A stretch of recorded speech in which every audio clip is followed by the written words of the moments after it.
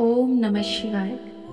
आज हम महाशिव पुराण की रुद्र संहिता का अध्याय 7 पढ़ने जा रहे हैं, जिसमें हम पढ़ेंगे विवादग्रस्त ब्रह्मा विष्णु के मध्य अग्नि स्तंभ का प्रकट होना। ब्रह्मा जी कहते हैं, हे देव ऋषि, जब नारायण जल में शयन करने लगे तब शिव जी की इच्छा से विष्णु जी के नाभि से एक बहुत बड़ा कमल प्रकट हुआ। उसमें असंख्य नाल दंड थे। वह पीले रंग का था और ऊंचाई भी कई योजन थी।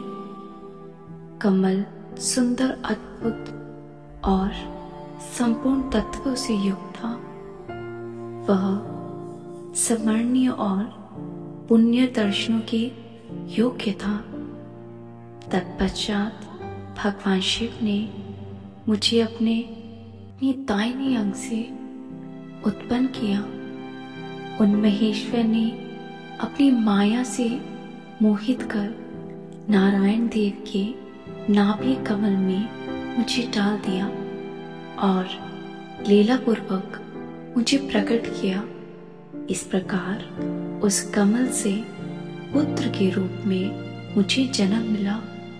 मेरे 4 मुख, लाल मस्तक और त्रिपुंड धारण किए हुए थे।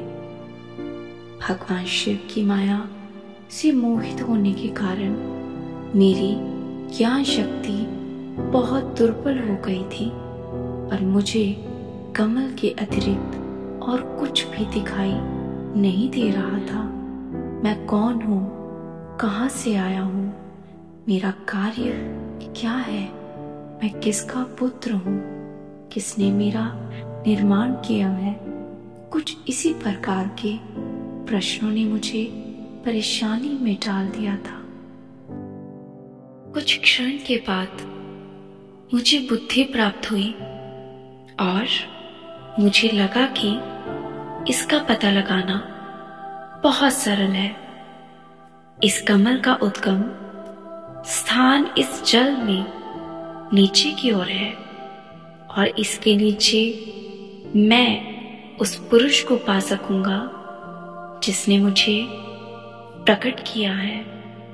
यह सोचकर एक नाल को पकड़कर मैं 100 वर्षों तक नीचे की ओर उतरता रहा, परंतु फिर भी मैंने कमल की जड़ को नहीं पाया। इसलिए मैं पुनः ऊपर की ओर बढ़ने लगा। बहुत ऊपर जाने पर भी कमल कोश को नहीं पा सका। तब मैं और भी अधिक परेशान हो गया। उसी समय भगवान शिव की इच्छा से मंगलमयी आकाशवाणी प्रकट हुई। उस वाणी ने कहा, तपस्या करो। उस आकाशवाणी को सुनकर अपने पिता का दर्शन करने हेतु मैंने तपस्या करना आरंभ किया।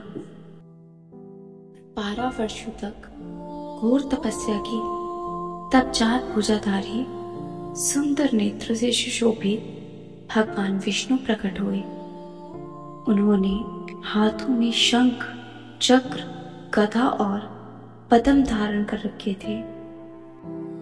का शरीर श्याम कांति से सुशोभित था। उनके मस्तक पर मुकुट विराजमान था तथा उन्होंने पीतांबर वस्त्र और बहुत सुंदर आभूषण धारण किए हुए थे।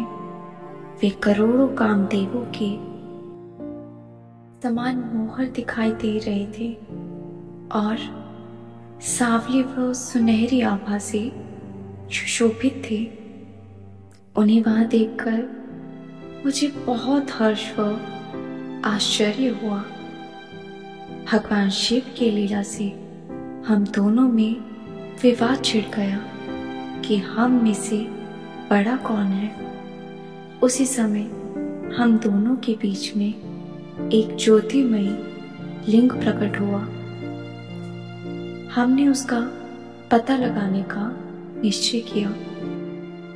मैंने ऊपर की ओर और विष्णु जी ने नीचे की ओर उस स्तंभ के आरंभ और अंत का पता लगाने के लिए चलना आरंभ किया, परंतु हम दोनों को उस स्तंभ का कोई और छोर नहीं मिला। थककर हम दोनों अपने उसी स्थान पर आ गए। हम दोनों ही शिव जी की माया से मोहित थे। श्री हरि ने सभी ओर से परमेश्वर शिव को प्रणाम किया। ध्यान करने पर भी हमें कुछ ज्ञात न हो सका।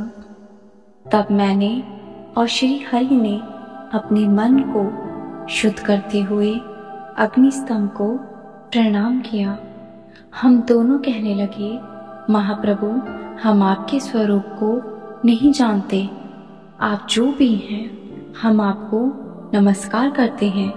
आप शीघ्र ही अपने असली रूप में दर्शन दें। इस प्रकार हम दोनों अपने अहंकार को भूलकर भगवान शिव को नमस्कार करने लगे। ऐसा करते हुए 100 वर्ष बीत गए। इससे आगे की कथा हम अगले अध्याय में पढ़ेंगे। तब तक के लिए हर हर महादेव। जय जय शिव शंभू।